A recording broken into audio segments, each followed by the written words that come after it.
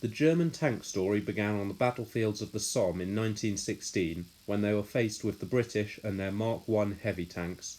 From that point on, many commanders, including the famous Erich Ludendorff, saw the potential for these new weapons, with a committee being formed to investigate the feasibility of creating a German design.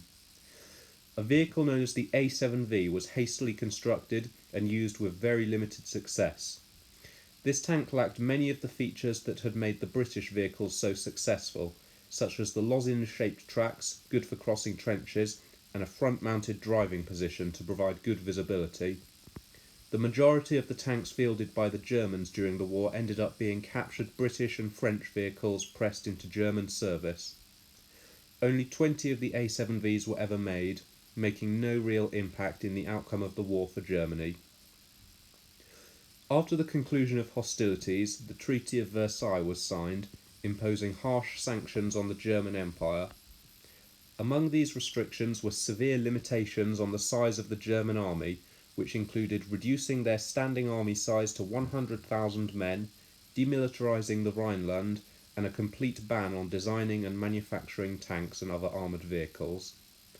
However, these sanctions were swiftly ignored, as in 1926, after the highly secret Treaty of Rapallo with the USSR, the Panzertruppenschule-Kammer facility was created, a collaboration between the German and Soviet armies to develop new armoured vehicles under the codename Traktor.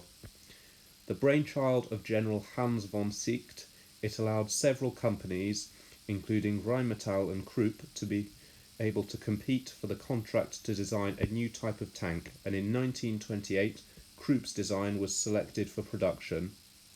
Known as the Leichttraktor, loosely translating to light tractor, it was a huge technological leap forward since the A7V, yet the production was cancelled before many were produced. A further design called Grosstraktor also had several prototypes manufactured, but only 6 had been produced by the time the production ended. The Grosstraktor was much heavier than the Leichttraktor, featuring a 75mm howitzer complementing the 37mm cannon on the Leichttraktor well, and the synergy between these two vehicles inspired further designs produced during the Second World War.